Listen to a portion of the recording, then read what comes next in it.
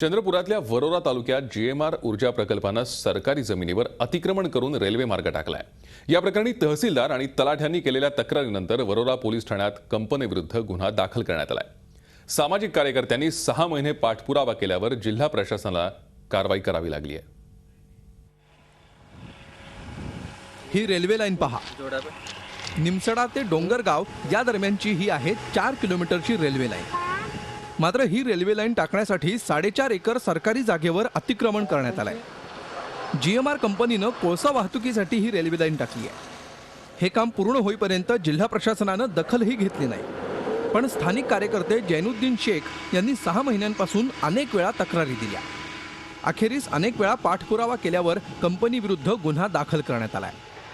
याआधीही एका प्रकरणात कंपनीला 97 लाखांचा दंड ठोठावण्यात आलाय।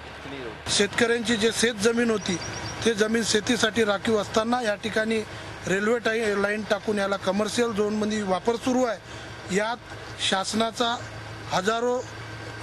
शासनाचा कोट्यवधी रुपयाचा महसूल नुकसान झालेला आहे। हे नुकसान भरपाई करून शासकीय जमीन हे शासनाच्या ताब्यात घेऊन रेल्वे लाईन हटवण्यात यावे, अन्यथा जीएमआर कंपनीवर रेल्वे प्रशासनाविरोधात वरिष्ठाकडे व कोर्टात सुद्धा धाव घेण्यात येईल। डोंगरगाव या ठिकाणी कंपनीने सर्वे नंबर 111 आणि 129 या ठिकाणी अतिक्रमण करून रेल्वे रोड टाकलेले आहेत। तर त्याची तक्रार प्राप्त झाल्यानंतर IPC 447 प्रमाणे गुन्हा नोंदवण्यात आलेला आहे। तपास सुरू आहे। प्रत्येक वेळी दंड भरून आपली अनधिकृत कामं कायम केली जातात असा आरोप सामाजिक कार्यकर्त्यांनी केलाय। यावेळीही रेल्वे रूळ टाकण्याचं काम सुरू असेपर्यंत जिल्हा प्रशासन ढिम्म का राहिलं?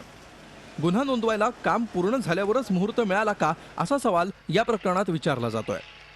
जीएमआर कंपनीनं सावध भूमिका घेत FIRचा अभ्यास करूनच प्रतिक्रिया देऊ असं म्हटलंय। या संपूर्ण प्रकरणाची उच्चस्तरीय चौकशी झाली तर धक्कादायक सत्य बाहेर यायची शक्यता आहे। जिल्ह्याचे पालकमंत्री आणि राज्याचे पर्यटन कुणाला पाठीशी घालतंय असाच प्रश्न उपस्थित झालाय। आशिष अंबाडे, झी मीडिया, चंद्रपूर। झी 24 तास एक पाऊल पुढे।